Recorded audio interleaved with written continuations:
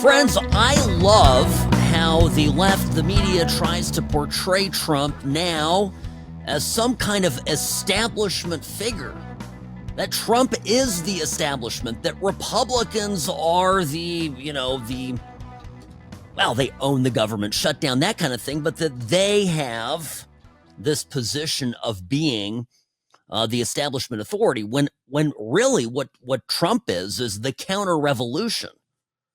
That's what this is all about. Sam Mirejovsky here behind the What's Right microphone. Friends, going to be here with you as always. Sam at what'srightshow.com. Sam at what'srightshow.com. That is my email, of course, on X, formerly known as Twitter. You can find me at What's Right Sam. So this news dropping left and right about Arctic frost. The investigation launched in 2022 against Trump, his aides, his allies, conservatives in the movement. I mean, they went after Charlie Kirk's bank records, his phone records. Alex Jones had a wiretap. This is, it pales in comparison to anything done under Barack Obama, and that is saying something. And Trump is not even a year in office, is still wrapping his head around everything that had happened. The DOJ has more investigations than they know what to do with. They certainly don't have time to cover everything. So here we are, right? And if you hear the Democrats talk, you'd think that every problem in the country is owned by Republicans, is owned by Donald J. Trump, is basically, on his, that he owns it all. And the frustrating thing to me is Trump hasn't even really gotten started fighting back against what the Democrats tried to do to him, and not just to him, to all of us, to the entire country. Okay, so here's where we're, this thing is just absolutely wild, what all is coming out on this. And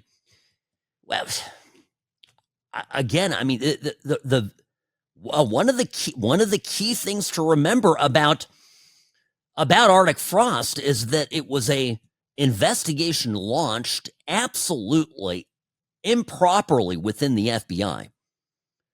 We need to remind ourselves of this. There's a guy, Timothy Tebow.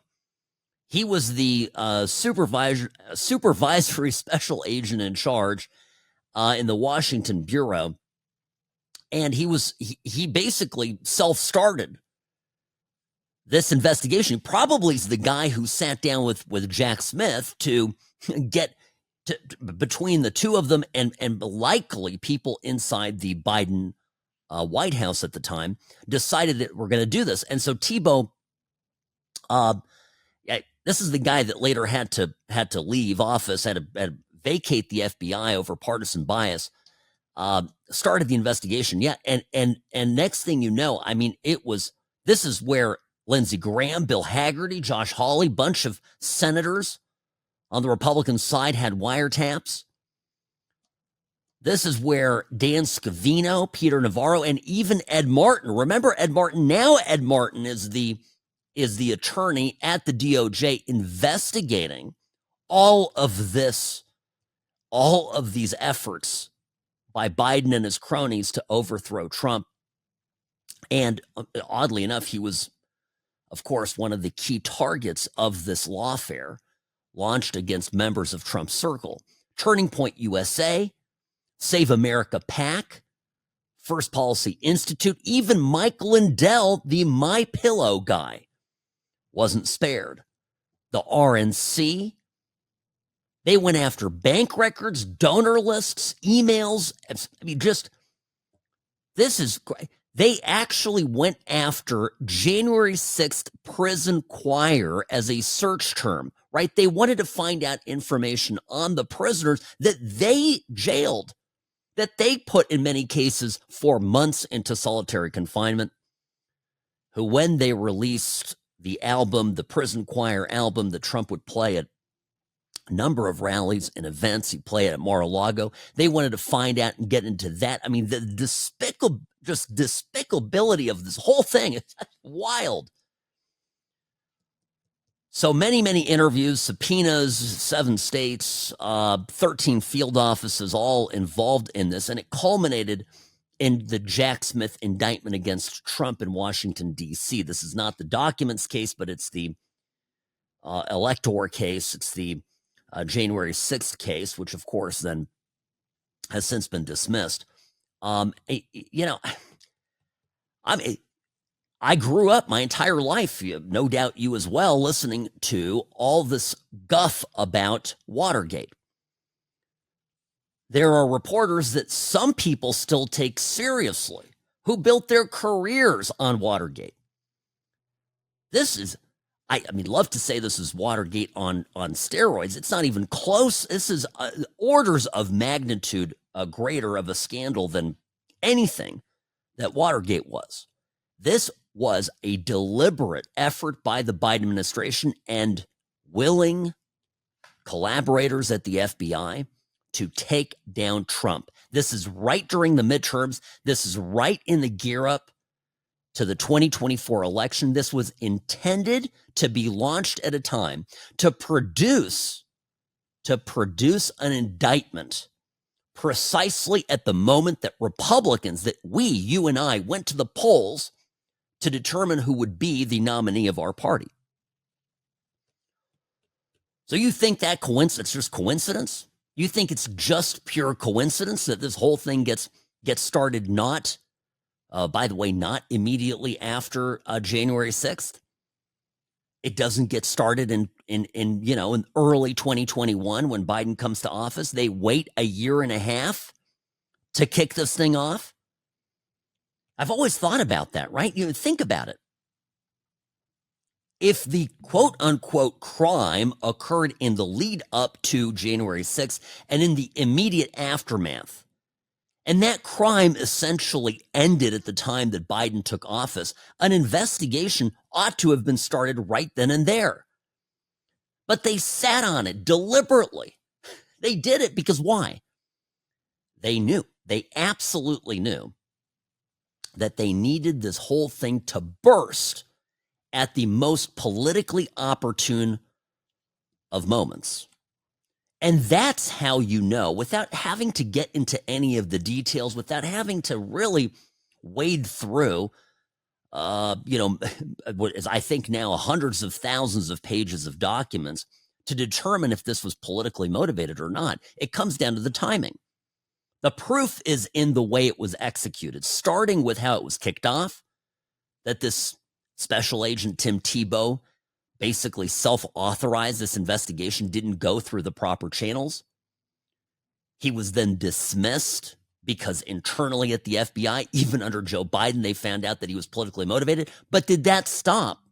Did that stop Jack Smith and Merrick Garland from filing charges against Trump and others? And the answer is it did not.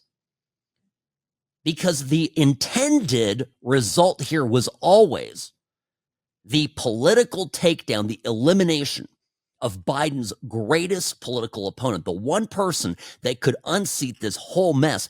And this is why today, and I see it here, right? Politico's writing this is a silly piece, really. Politico saying that the House Oversight Committee concluded their investigation into Joe Biden's cognitive decline and that it, quote unquote, ended largely with a thud. Politico then goes on to write for several paragraphs about how the Republicans really didn't find anything because a bunch of people there from the Biden team basically didn't answer questions, pled the fifth, or gave answers that didn't necessarily prove what the Republicans were, quote unquote, trying to get at.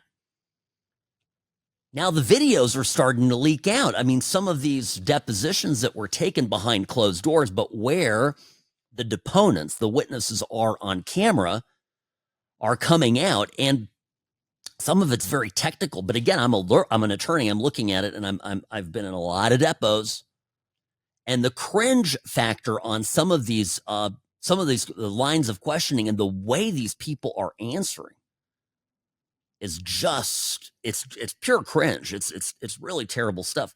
They all knew that Biden was in decline. And so this Arctic frost investigation was being basically concocted by a handful of high-level aides who are running the White House, who are defrauding the American people, who were basically had Joe Biden propped up as some sort of a puppet figurehead while they ran the country, causing an enormous constitutional crisis, as described yesterday. I mentioned this, that the Supreme Court will have to wrestle with this, and not going to be pretty.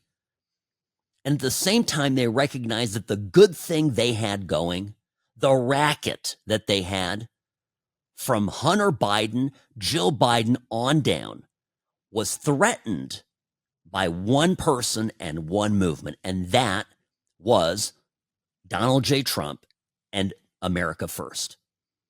And that's why they went after Charlie Kirk. That's why they went after Alec Jones. That's why they went after Ed Martin and every single person who was a successful ally of the president and of the president's agenda. They went after donors. They went after the entire network. How are we any different, honestly, from a place like Venezuela? It begs the question. Sam Mirejovsky here on the What's Right Media Network. Back in a moment. Don't go anywhere, folks. I'm the best. Personal injury law has been the same for a long time. The best. Big egos, greed, and sleazy schemes. We've had enough. Welcome to Sam and Ash, the new standard for personal injury law, where things are done the right way, because you deserve a team that delivers real support and results. When you have both, your whole world can change. Sam and Ash Injury Law, because you deserve what's right. No, really, folks, if you look at this Arctic frost investigation and what it consisted of, it makes the Democrats screaming about Trump being a king that much more ridiculous. All right, Sam Mirejovsky here, Nevada's favorite recovering Californian, behind the What's Right microphone. This hour of the program is brought to you by Sam and Ash Injury Law, the only law firm to trust for your injury case. So please, here's the number. Take it down just in case you need it. 702-820-1234. 702-820-1234. Offices in California and Nevada. 702-820-1234, because you deserve what's right. Yeah, this basically the Biden administration via the FBI and the Department of Justice were spying on CBS, RFD TV, Fox News, Fox Business News, OAN, Newsmax, and Sinclair. They sent all of them subpoenas. They sent subpoenas to Jared Kushner, to Rudy Giuliani, to Newt Gingrich, and also subpoenaed records of get out the vote organizations that were successful in helping Donald Trump win, right? Like Charlie Kirk's organizations. This is a massive scandal. Not a lot of people talking about it. I know we got a shutdown and other things happening, but to me, this is unbelievable. This is police state level tactics. And a number of people, from Mike Benz to Catherine Herridge, Julie Kelly, all talking about this. And they've done an excellent job at going through and documenting as this information is released. So where does it go to? Why does this matter? Well, number one, sort of what we suspected was happening, in fact, has been proven true. So we can, I think, some people thought describing this type of police state operation going on against Trump, thought it was a bit of a, it was a conspiracy theory. Okay, I mean, that's how it was described. And remember, just before the break, I mentioned the Politico piece. Politico did this, was doing this piece on this investigation, House Oversight Committee, going through and talking to basically everybody that worked with Biden in the White House. All the top aides, including his campaign manager. And it was very effective because under oath, they asked them questions like, how many times did you see Joe Biden? And there was one aide, I forget his name, but it was one aide who said he had seen Biden basically twice in 2 years. And then what happened is you go and you look at these public statements that everybody was making, this aide included, and going through, and it was over and over again on television, explaining how Biden was sharp as a tack and that, it's not the Joe Biden that I'm familiar with, and that, I met with Joe Biden every day. And so something that started as, and still, by the way, is, there's still people out there claiming Biden was absolutely sharp as could be and that he was in charge of his administration. And I get it. They have to lie, A, to cover themselves legally. They have to keep up the charade. B, this is very important too, they do not want the entire Biden agenda to fall apart, because what's happening next? Pam Bondi now has taken the referral from Congress, from Republicans in Congress, and is investigating whether or not Biden's executive orders and his pardons are constitutionally valid. Now, just think about what the standard is there, because constitutionally, right, the executive order must come from the executive. Nobody here, for example, is disputing that the president doesn't have plenary pardon power. In fact, I'll be honest with you folks, we wouldn't want to claim that because we do want a strong presidency. Look at what Trump is able to do with the powers he has. He's finally figured it out, right? First term, he didn't know really where all the levers were. Now he has it studied backwards and forwards. So we don't want this to erode the power of the presidency. But on the other hand, whatever executive action is taken must be taken by the president himself. Now, can he delegate? Of course he can delegate. Does he have aides? Of course he has aides. Running the federal government is not sitting there as a mom and pop business where, the president's on the road, he's traveling. But still, these are executive orders that he himself must direct. And I told you this was coming. I promised you this was on the way and that this was something that was in Trump's sights, because remember when, at the very first moments of the Trump presidency, when he had just barely been sworn in and Biden had just barely gotten into the Marine One helicopter with Jill Biden, Dr. Jill Biden, and flown away, going back to Delaware, left D.C., thank goodness.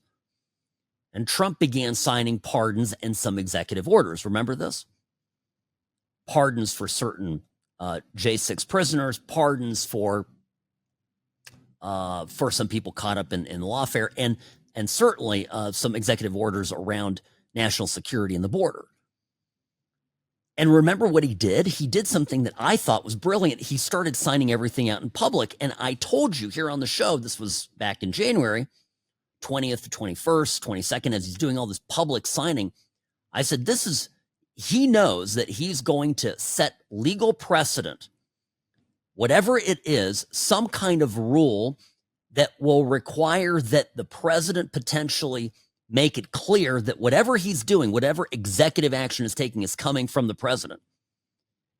And Trump is getting ahead of it, and he has been doing this consistently and signing these things in public. And the liberals all think that he's just being stupid and silly and a showman when he goes, oh, what's this? What's this executive order I have here? Oh yeah, Stephen, tell me, what's this? Oh, this is a good one. I like this one. And then he signs it. Everybody witnesses on TV that he is signing that order himself. And he's also demonstrating that he has some perfunctory basic knowledge about what is on that document. And that actually is the literal opposite of how it was rolling under the last administration. And just like how they kind of brushed aside Arctic Frost and lawfare against Trump and his allies, all of that stuff, as they brushed it aside, then they're brushing aside this question about Biden's mental capacity.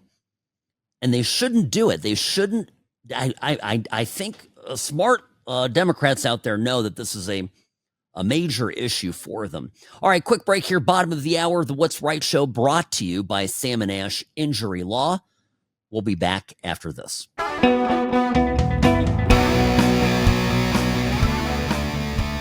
Rarely wrong, always right. Sam Mirejovsky here on the What's Right Media Network. Happy to be with you, and happy Wednesday. Yes, so here's where we're at. Let me share the story with you real quick. This is great. Did you hear about what happened to the Massachusetts governor's aide? This is a guy who works for Governor Maura Healey. His name is Lamar Cook. He's 45 years old. He's my age. He is the deputy director for the governor's regional office in Springfield. So different regional offices there for the governor, and he runs one of them. So guess what happened? This is wild. They found out that he was trafficking. He got caught basically with an 8-kilo drug shipment that was delivered to his state office building. He was on the job. Well, he got a little side hustle is what he was doing. Yeah, man's got to eat, right? I mean, so good. You know, can I just say, bet this is your first time hearing about this. If, let's just suppose, that Ron DeSantis' top aide was caught with 8 kilos getting delivered to his office somewhere in Florida, this would be national front page news everywhere. So I think my simple take on this is a definite still double standard in the media, even though, folks, I got to mention, some of the media is starting to turn. Now, we're talking right about, was mentioning Arctic Frost. This is the investigation kicked off in 22, deliberately timed to go after Trump, his allies, his donor network, people like Charlie Kirk, and produce arrests, indictments around the time of the primary season, right? Because the team Biden wanted to take Trump out, eliminate him as a political force. They felt much more confident that they could run against DeSantis or whoever else the Republicans picked, but Biden didn't want a rematch. Okay, so that's what they did. Now, that's, I think, to me, very much part of the story that is developing now with the House Oversight Committee, having released video and deposition transcripts of all the different Biden people who were, many of whom who were running this Arctic Frost investigation, right? They were behind it. And Biden's just sitting there, where's my ice cream cone? Okay, and well, yeah, he wasn't there. He's wandering around. They asked one of the aides, this is scary. They asked one of the aides, hey, how many times did you see Joe Biden in a wheelchair? Okay, now, I tell you, depositions in real life, what is a deposition? Very good. It's a good question. It's part of a discovery process. You can, certainly Congress has the ability to hold these, this type of deposition questioning behind closed doors, or, do a public deposition. But in a legal proceeding, what you do is you have a period of time in a case after you file it. You have a discovery period where you can go and ask witnesses and even parties to the case questions under oath. And it's not in front of a judge. You just have a stenographer there who's creating a transcript. And if there are any disputes, then later the judge who is assigned to the case can weigh in and order answers. Now, you've seen this, and usually what happens in depositions is, in the movies, they're very they're very captivating, right? They're very entertaining. And I always like it when I see stuff in the movies portrayed that I'm deeply familiar with in my job and in my life. And I always think it's not quite accurate. And one of it is that people don't give very good answers, and sometimes there's long pauses. So I understand that some of these pauses kind of happen, right, as people gather their thoughts and want to be careful about the answers they give. But one guy gets asked, have you ever seen Biden in a wheelchair? And he goes, and it just goes on like that for what feels like a minute. It's probably like 12 seconds, but it's long, okay? And then he comes out and says, can't recall. And I'm watching this. I'm going, bro, wait, hold on a second. You know, if I was working for Donald J. Trump and suddenly one day I saw Trump in a wheelchair, I think I would remember that, yes? Like I would remember if I saw the president in a wheelchair, because that's kind of important. I mean, so meaning that they are, and Politico runs a story about, well, I didn't find anything, whatever. I'm like, they got it. So many smoking guns, unbelievable. Just starting to keep pulling on that thread. But that's not my point here. My point is the media. Remember that Jake Tapper has already given up the ghost on carrying water for Biden. As soon as the election was over, Jake Tapper saw the writing on the wall. You got to admire an opportunist. He sees the writing on the wall. He knows the tides have turned. He knows that the Biden regime and all the woke enforcers like Nina Jankowicz are done. I mean, it's over. New regime is now. Jake Tapper, following the election, of course, rebrands himself very quickly and becomes this voice of surprise, shock, and dismay on the left that they, the media, who ought to be asking quote unquote tough questions, right, were lied to and misled by so many people. Now, by the way, this is now carrying through into the shutdown because the Democrats, I think, fully anticipated or had hoped that the media would cover for them. But the media got burned. They got burned on covering all the lawfare and pretending that that was okay. The more that comes out about Arctic frost, the harder it's going to be to defend anybody in that administration. And I'm dead serious about this. It's bad. But the obvious one is, everyone from Karine Jean-Pierre to Mike Donilon and all, who ran the campaign and all, they were able to get away with it, that the media didn't push at all back on them when these were media people that were being asked to ask the president specific cue card questions, knew that the president wasn't thinking quickly on his feet, knew that it was all rehearsed beforehand, knew exactly who was going to get called on. So we don't believe them anymore. And the media, if you've seen what's going on at CBS, Barry Weiss is roaming the hallways like the Grim Reaper. She and the president of CBS are hacking off whole shows, and because it's not penciling, right? It's just an economics thing. Nobody wants to tune in to 60 Minutes, tell us how excited they are that they raided a German pensioner's house looking for their iPad because they wrote a mean tweet about migrants. That literally, by the way, is programming my favorite episode of all time, I think, on 60 Minutes. Hard-hitting journalism is what we're told. Oh, they're scrapping hard-hitting journalism. No, they're scrapping propaganda.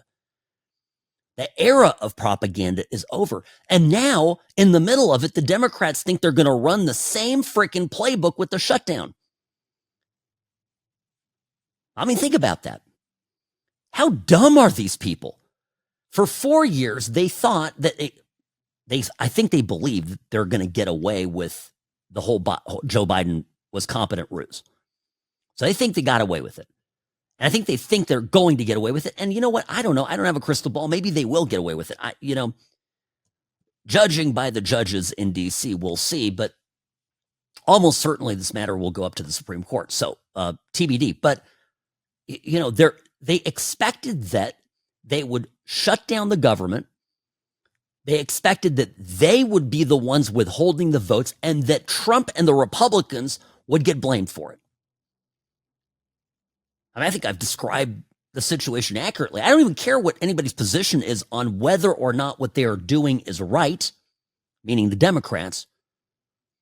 Because I was talking about this with a Democratic friend. I said, well, wait a minute. I want to get a temperature check on whether or not you're normal. So I'm not going to get into any of the reasons for why they're doing the shutdown. They might be the most noble reasons the Democrats have to shut, but are they the ones who have shut down the government? Well, technically, but thank you. Yes, yeah, quite so. Technically, Republicans voted for a clean CR. Republicans in the House did that. Republicans in the Senate did it. They even had some bipartisan support. I think 3 in that very first vote.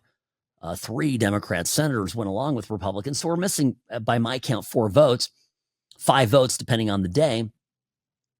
And they just fully expected that the media was going to run cover for them. Did not happen. Is not happening.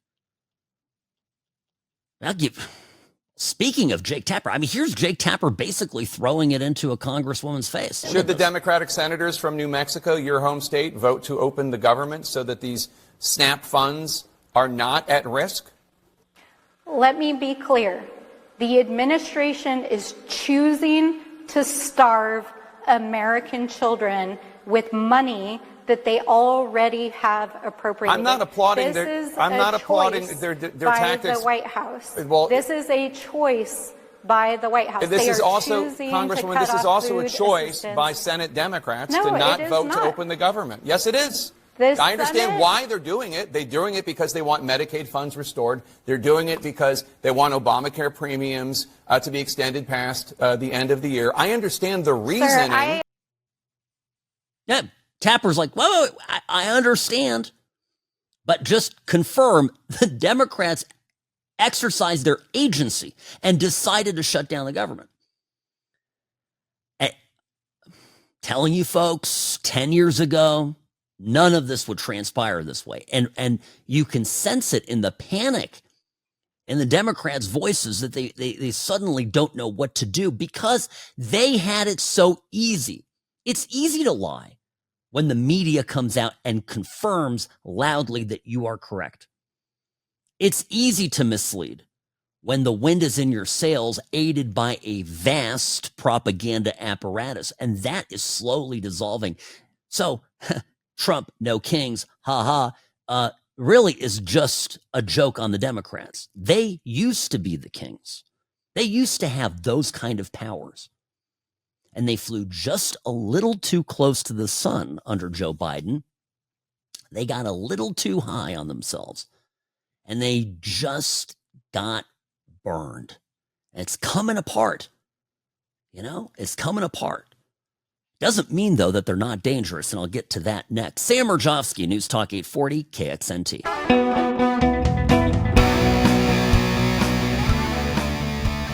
Sam Mirejovsky here on the What's Right Media Network.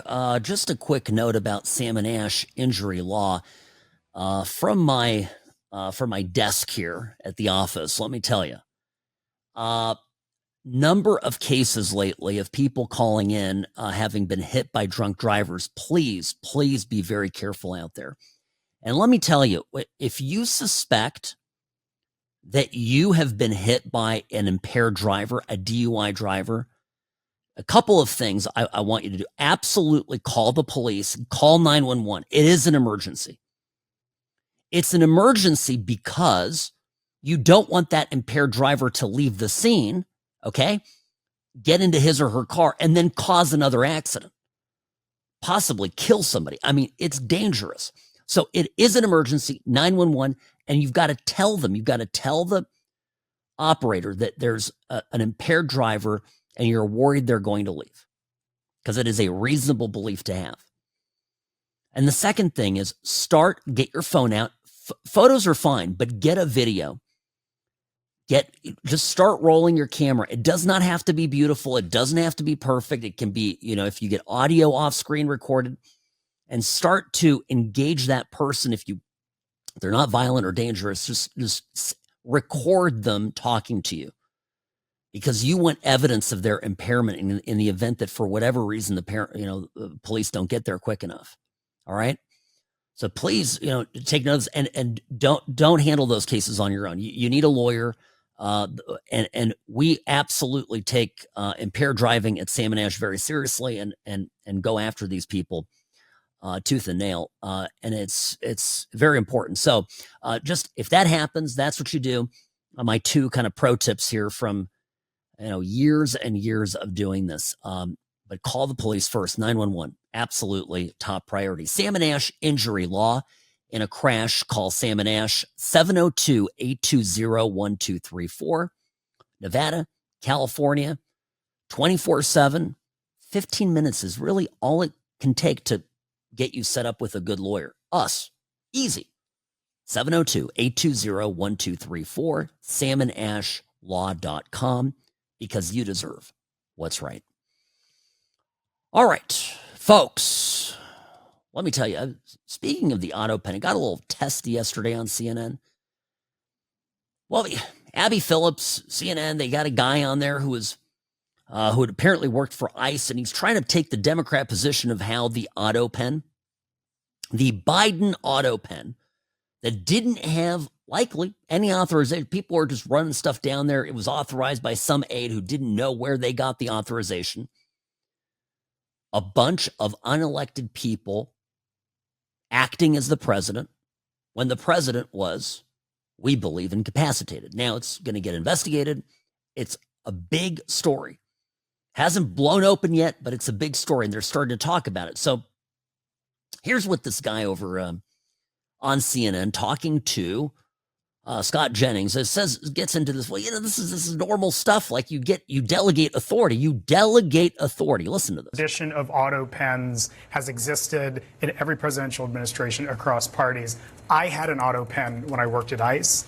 I'm sorry, Elliot Williams. Elliot Williams literally had an auto pen. You were important enough to have an auto pen. I'm so impressed. I am important, Casey. But no, and so it's a common practice. Did you allow people to use the name Elliot Williams without your knowledge of the document or what was on the page? I don't recall. So I'm asking you, if you were a government official and you had an auto pen, which you did, would you let some staffer sign things in your name without reading? Yeah, here's the question. Was my authority delegated to that person? And I think they do have the authority to do so. Laws and regulations, and I'm serious, Scott, laws and regulations. The authority to delegate pardons and executive orders, the President of the United States can say, you unelected staffer can go sign my name on a document that I've never seen for a decision that I've never made? Quite often, the United States Code delegates authority. So through the President of the United States, through the Attorney General, whatever else, X person can carry out a function. Nobody can be delegated the pardon power. There you go. It's vested in the chief executive and the president by the Constitution. Don't give me your federal rules and codes and whatever. I mean, it's in the Constitution. It's not delegable. So anyway, this is the state of things, right? And the fact that we're hearing this stuff, by the way, that was on Casey Hunt's show, not on Abby Phillips. Oops. But it's, but this is where it's headed. And people are now beginning to talk about this. Now, well, I got to tell you, the shutdown, I know a lot of you are emailing me about this. I don't have a crystal ball on what's going to happen. I don't. I don't know what's going to happen. My suspicion is that, there are certain milestones here that the Democrats wanted to get to. No kings. No kings was one of them. Okay. But, we're already almost, a week and a half post no kings. So it's been a minute. The other milestone, of course, will be the election next Tuesday. So there is an election intended to motivate Democratic voters to go to the polls. Again, to be clear, the Democrats care much more about politics than they do about anything to do with the American people. They don't care about doing what's right. They believe that if a lot of people across the country are angry at Trump and are angry at Republicans in Congress, they will go and it will have a positive effect, for example, in California, where Prop 50 is on the ballot. Abigail Spanberger, fighting Winston Earl Sears for the governorship in Virginia. There's a race in New Jersey, right? There's all these different races across the country that matter to the Democrats. And this is what I'm getting at. This is why these people are dangerous. They are so unbelievably partisan and political and calculating in this way. And so it really comes down to the perception battle. It comes down to polling. It comes down to perception. It comes down to the cover or lack of that the Democrats are getting by the media. So let's kind of get into that a little bit to figure out if this is going to last a few more days or another week or two.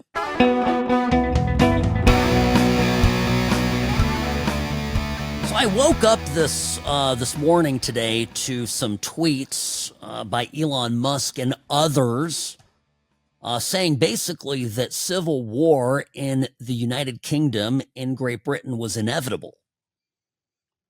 So I kind of rubbed my eyes, I'm like, what am I looking at? And I quickly discovered that something horrendous happened last night. And I want to talk about this. I'm affected by it. And I just want to talk it through with you folks. So just bear with me. Sam Mirejovsky here behind the What's Right microphone, as always, Monday through Friday here on the What's Right Media Network. Sam at what'srightshow.com is my email. So I'm on X. I usually start my day, and you can find me there. I fire off a few comments usually and repost some things. So at What's Right Sam is my account on X. And I see this. I see something must have happened. That's the first sort of whiff of trouble that I get. And then I find out that a man in the western part of London was stabbed by an illegal immigrant, a migrant from Afghanistan. Now, that's the sort of the high level thing there. Now, we know a little bit more now than we did this morning, and I can tell you what that basically consists of, and here's what it is. Apparently, a nice man with a nice teenage son living in a little working class neighborhood house had a tenant, a live-in tenant who is a migrant and not legal in the country. And this is, I did a little research into this because I suspected, I knew where this was, I knew what was going on here. The government will actually give you money in England. They'll give you money if you house a migrant. And and whether they do it, there's some groups that they do, but all the funding comes from the government, comes from taxpayers. So there's an incentive. And let's say, you're running a little low on dough and you're a divorced dad and you've got a teenage kid living with you and you go, okay, well, I'm gonna open my doors here to this program and we're going to get a few extra pounds a month to support the mortgage and whatnot. And that's precisely what happened. They got into an argument, and the argument with the tenant, with the Afghan man, spilled out onto the street. And a very nice man named Wayne Broadhurst, who is a trash collector, he's a dog walker, he's very well known and loved in the neighborhood, was walking his dog when he tried to do the right thing and intervene in the altercation that was spilling out of the house. And this guy took a knife, the attacker, and killed him. Slashed his throat. He died right there on the sidewalk. Now, why does this matter? We sometimes, as a human condition, right, we get obsessed with preventing bad things from happening. And I would say sometimes to the point where, you can't prevent everything bad from happening all of the time. Just not how the world works, unfortunately. But the problem with illegal immigration, the problem with people sneaking in across borders, coming into a country, is that you are inviting trouble because you are allowing, as a matter of protocol and custom, you're allowing individuals into the country who haven't been vetted. You have no idea who they are. You have no idea if they've got criminal records. You have no idea about anything about them. And it's a terrible idea. And it's clear to me, when you look at countries like Great Britain, they are continuing the same policies and doubling down on the same policies that Biden or his administration did in the last 4 years. And look at how great that worked out for us.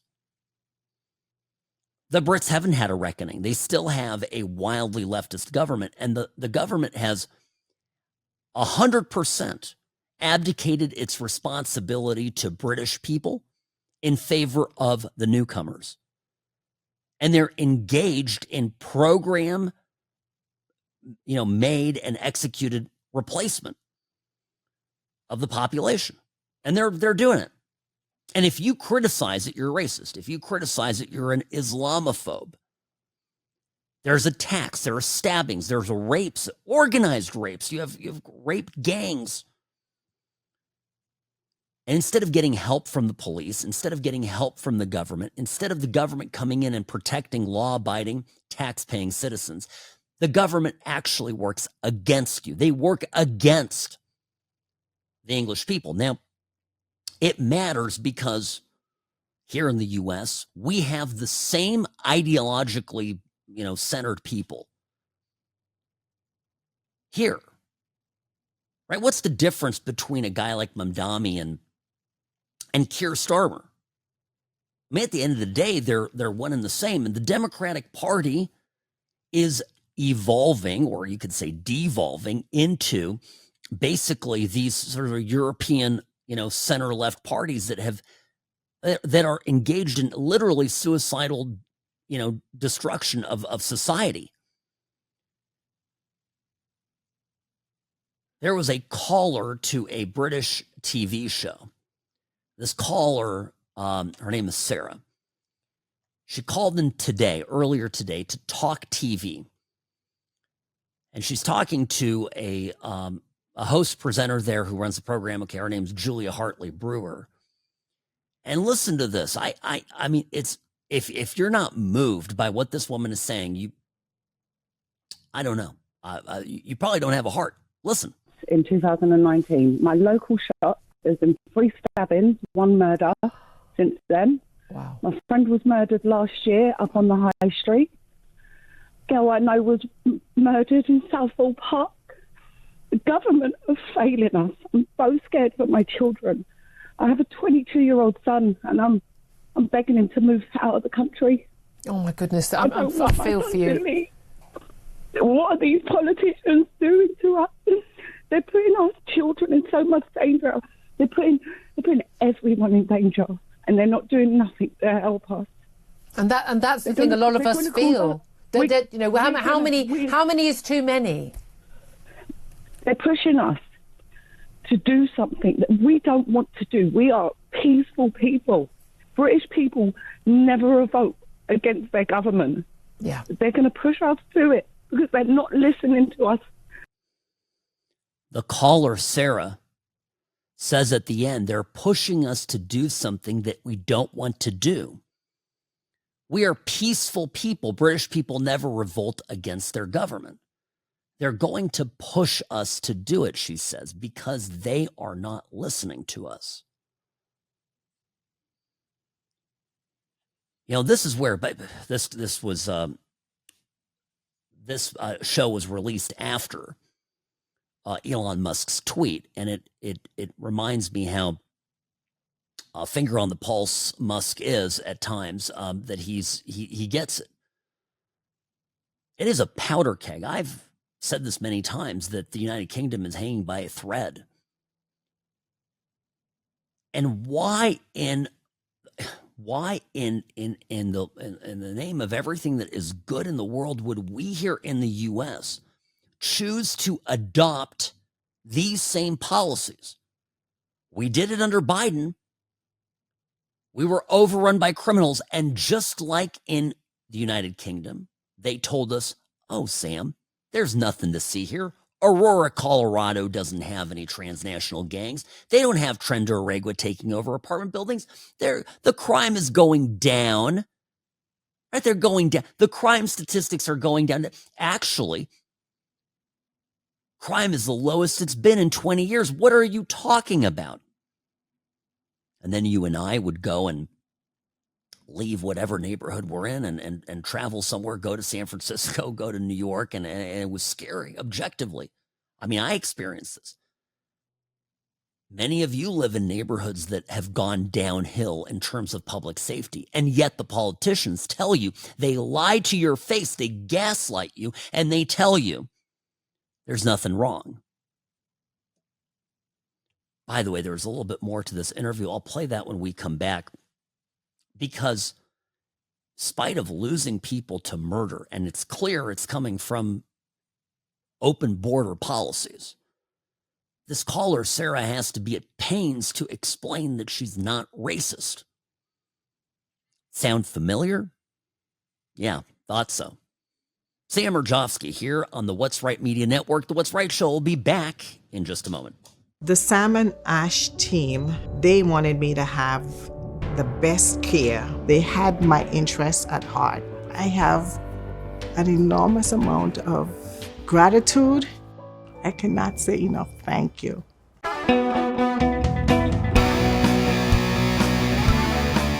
Sam Mirejovsky here, yes, live and local, behind the What's Right microphone. A woman named Sarah called in earlier today, to a TV talk show in Great Britain. This is an independent TV talk show. You would not have this type of show on, let's say, the BBC. The host, Julia Hartley Brewer, was discussing the on-camera, and yes, it was captured on CCTV footage from across the street, the violent stabbing murder of a beloved neighbor by an Afghan refugee. The police are describing him as an illegal immigrant in the country who was living in the neighborhood as a tenant of someone, and I presume, we don't have this confirmed, but I presume part of a governmental program where money is given either directly or via NGOs to people to host and give housing to house migrants into the country. It's, that basically these people could be next door to you. You have no idea. You could buy a nice house, a nice neighborhood, and your neighbors decide to make an extra, whatever it is, 600 pounds, 700 pounds a month by leasing out, to someone who could very well be a terrorist, to someone who the government has no idea who they are, no background, no vetting, no anything, no nothing, zip. So this caller, Sarah, just before the break, played how she's terrified that her, there have been stabbings at her local shop. Her friend was murdered last year up on the high street. She's talking about areas in this neighborhood that are just so terrifying the kids can't go there. Then she says, she gives advice. She says, basically, don't leave a house without. I don't leave a house without a man. And the conversation moves to her having to qualify that she's not racist. And this is the part of it that's really upsetting, because none of this has anything to do with racism. This has everything to do with common sense and public safety, and not introducing at scale a bunch of people who come from dangerous parts of the world, A, and B, haven't been vetted. So here's how the interview continued. Don't leave the house without a man. You're that worried. Well, everyone I know is getting stabbed. They're getting raped in parks. This is where I live, not where the politicians live.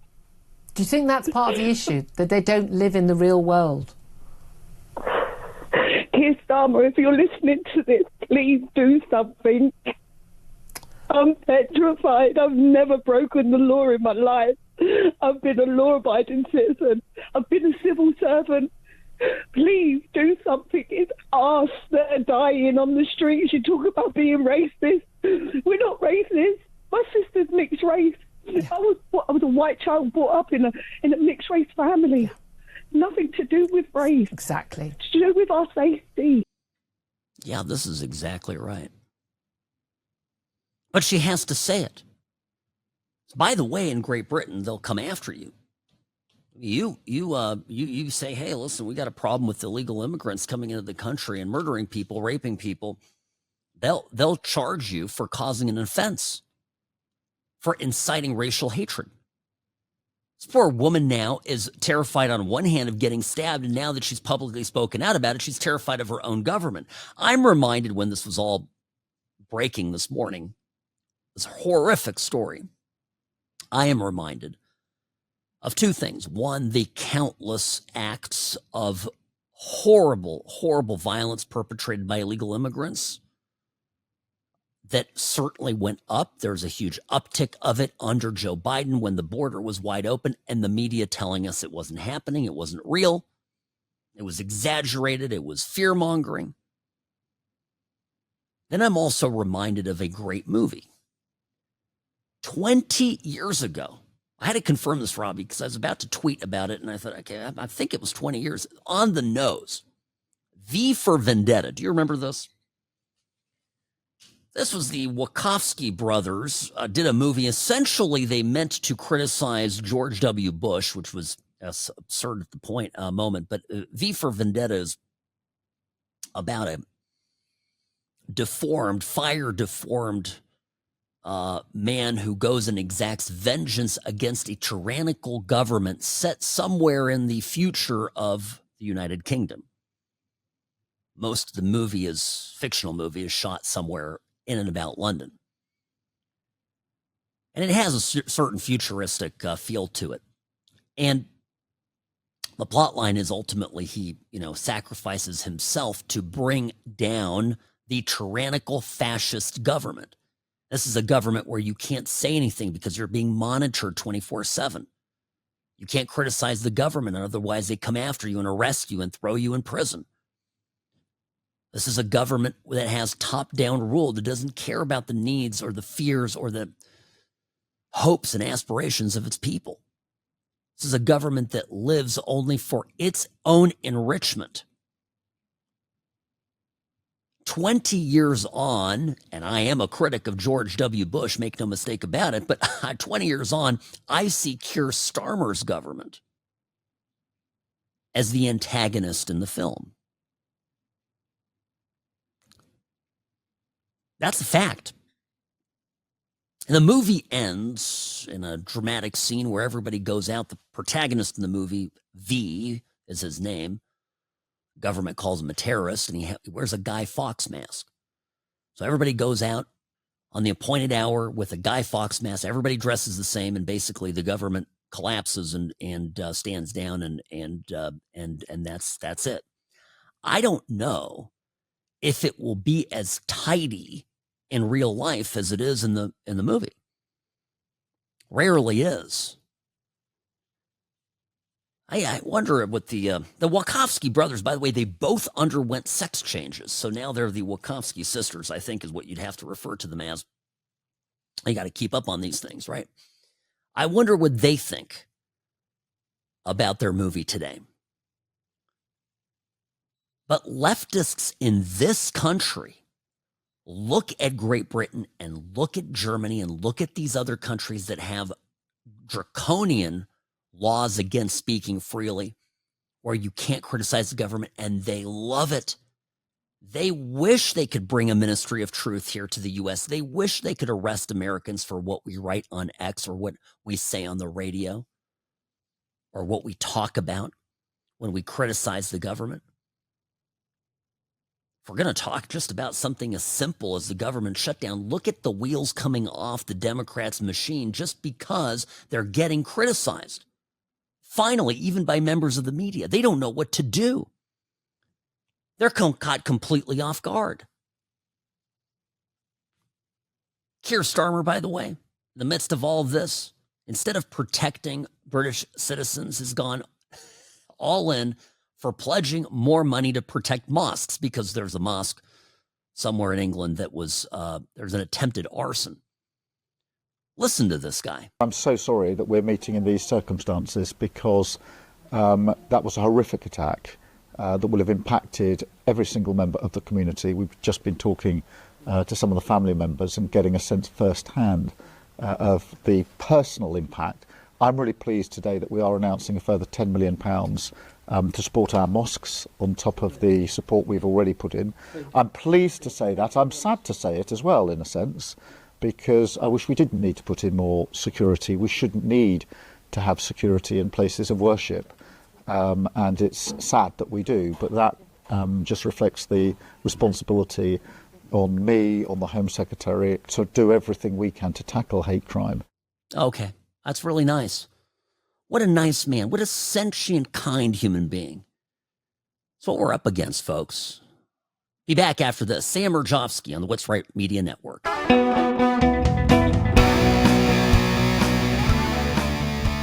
Making radio great again. Sam Mirejovsky here. Yes, your host, your friend, your guiding light in these troubled times. Interest rates dropped a quarter point. This is what was expected. So it's kind of baked into the equation.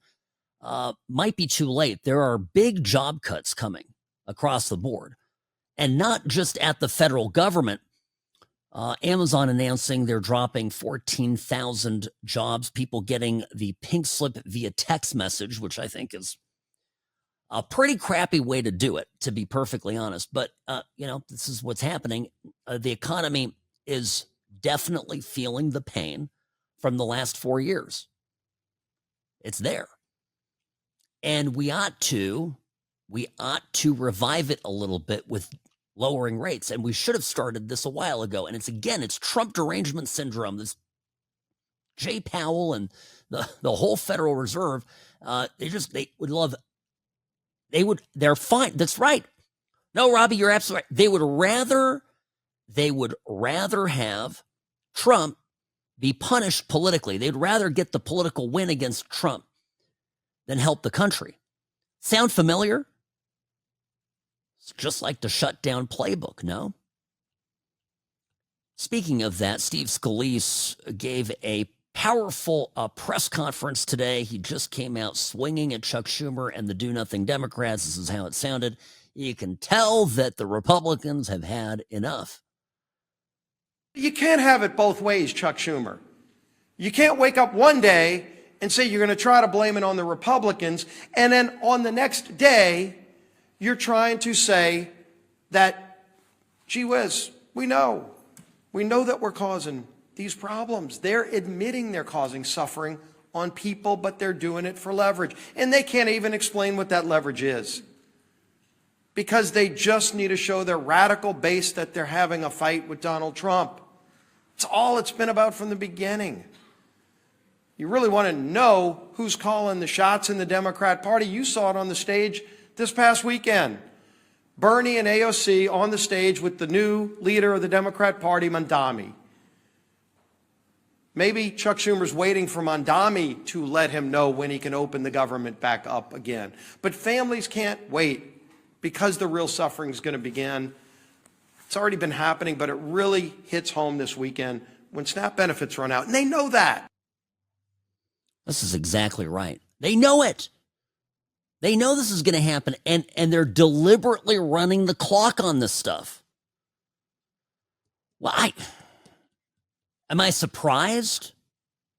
No, I'm not surprised. But is this to be expected? Yeah, I mean, I think back to the crystal ball thing. I don't know how this is all going to turn out, and I know a lot of people are watching this very carefully. I think one of the major issues with the SNAP benefits set to expire over the weekend is a realization among Americans that 42 million people on food stamps is just way too much. 1 in 8? What was the number? Is it $100 billion a year? It's a staggering math. right? Not insignificant. Well, it is what it is. So at any rate, this is what's going on. Now, hold on, Robbie, I gotta forgive me here. This is basic technological problems. Robbie, see, this is what happens. I was using my mouse so aggressively, my trackpad. I got one of these Apple trackpads, and it ran out of juice. I can't fire a clip, Robbie, if I don't have power. Hold on, I gotta find this somewhere. Folks, it's live radio. It's what you get, you know. I mean, it's all right. I'm back, folks. I'm so sorry. All right, there we go. Apparently, no warning whatsoever from Apple. This thing just dies on me right in the middle of it. Well, Tapper, I had the Tapper clip. AOC, everybody. Senator Welch has been doing some media appearances. He's getting basically skewered by everybody about the shutdown. These are Democrats. They're used to having softball questions about this kind of stuff. He was on CNBC with Dan Kearney, Becky Quick earlier today. And Kearney just sort of lays into him and goes, come on, can't you just a human? Like, can't you just re-up? This is like ridiculous. You guys need to do the right thing and just get this reopened. And, well, this is what Peter Welch's response was. You know, I mean, he doesn't have a lot of places to go. I'm not there yet because we have had literally, Joe, no discussion whatsoever about how we're going to deal This is the right way to do it, Senator? By people not getting paychecks at the TSA? This is extortion. You think this is the right way to do it? In your conscience, you think it's the right way to do it? I never thought I'd say that, Andrew, that it, as a human being, he always says that. As a human being, you think this is the right thing to do? That's your line. Well, that's why Senator Hawley and have our bill to make sure that folks get the nutrition that they absolutely need is why the president is paying the troops. But there is something that we've all got to acknowledge here, okay? The administration has had an attack on health care, as we know it.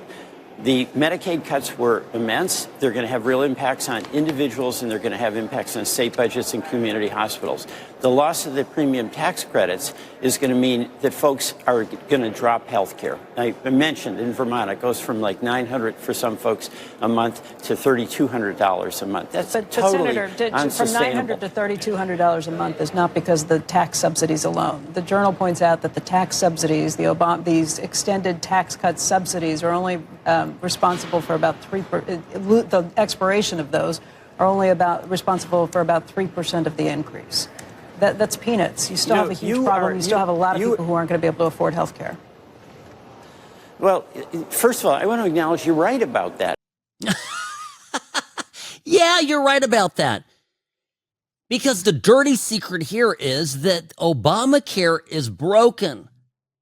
The dirty secret is that we're paying WIC benefits and SNAP benefits to way too many people than we ought to be. The dirty secret is that everything that the Democrats have built is breaking right before our very eyes.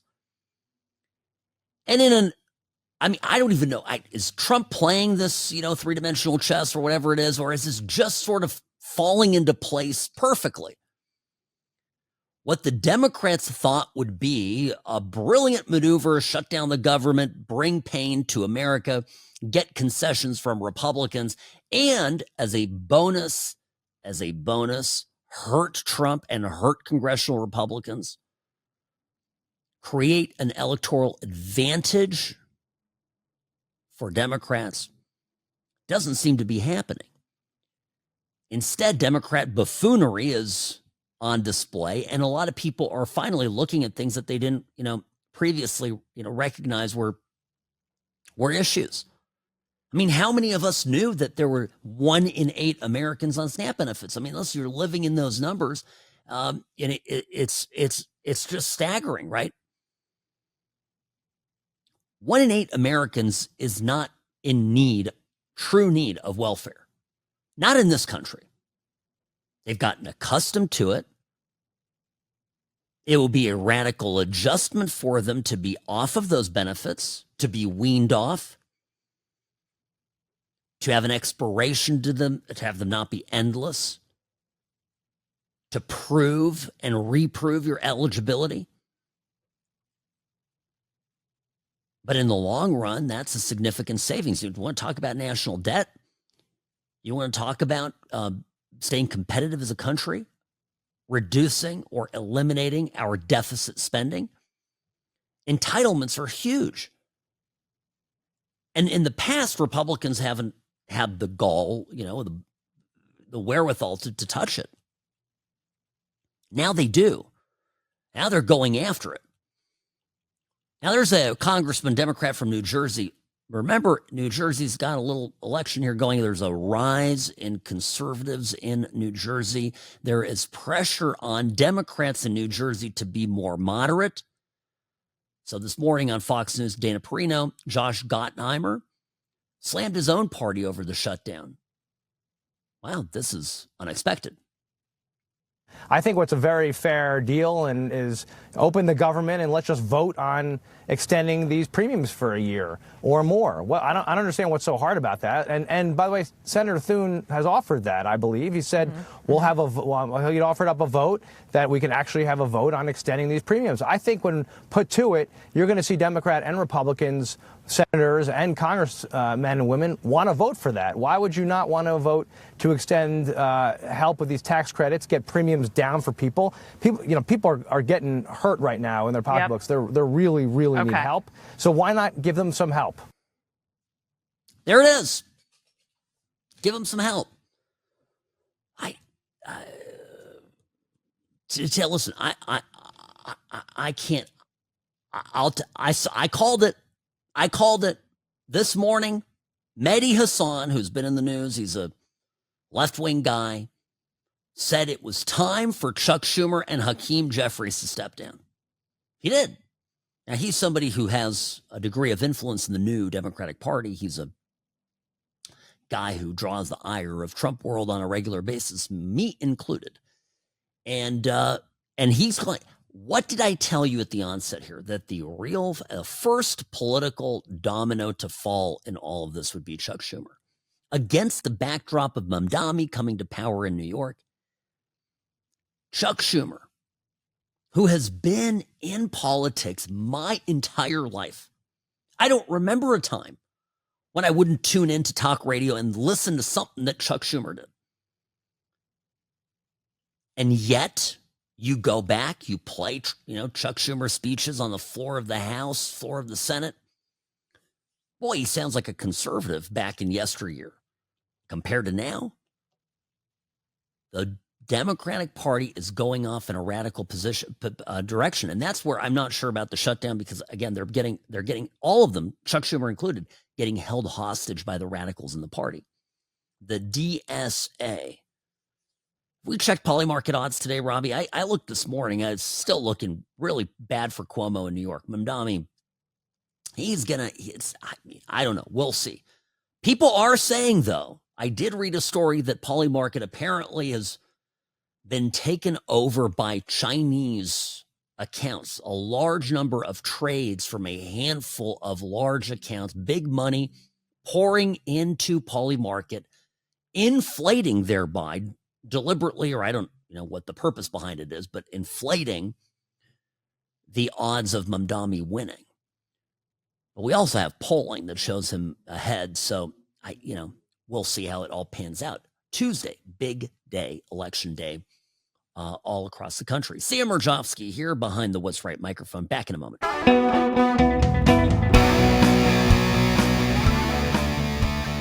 All right, good news. My trackpad here is up to 6%, charging rapidly from our technical malfunction in the last segment. I got everything on the screen. What can I tell you? If trackpad doesn't work, I can't do jack crap. Sam Mirejovsky here behind the What's Right microphone, folks. Thank you for your patience. You ever wonder, is it really a live show? Yes, obviously. If it weren't, it'd be a lot better.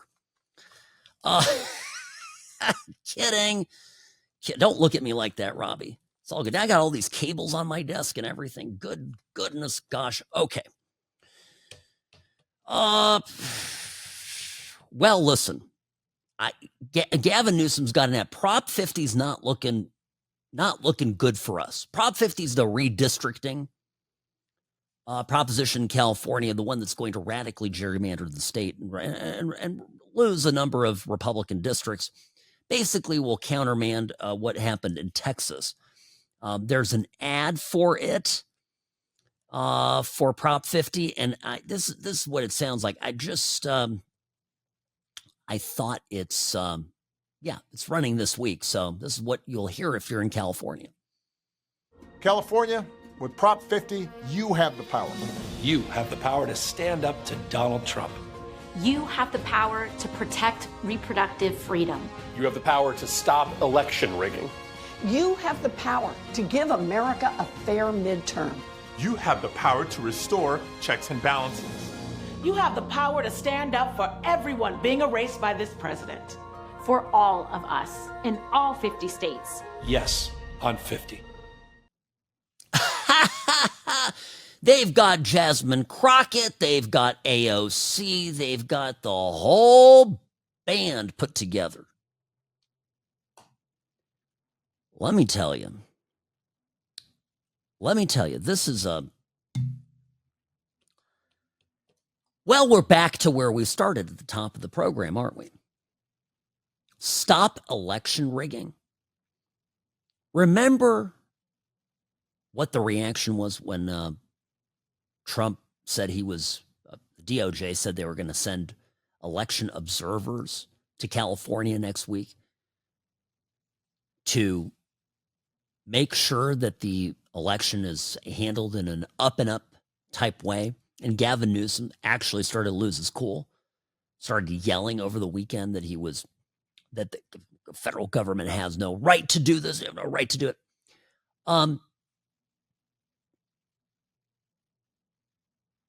I'm just Operation the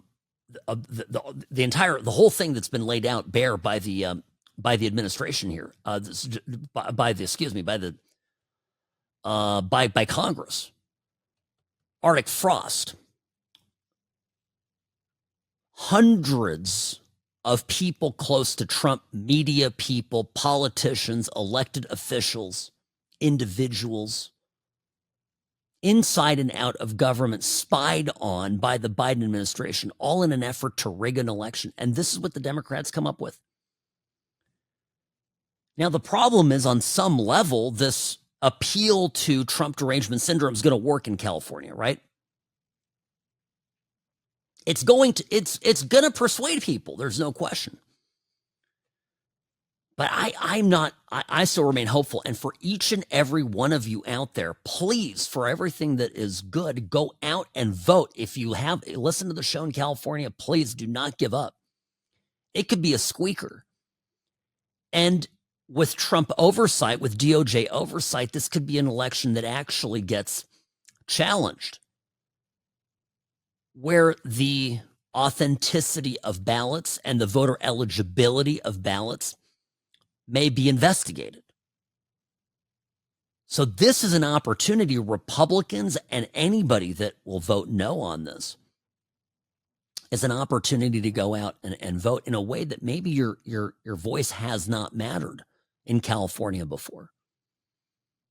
I actually think it did in the last election.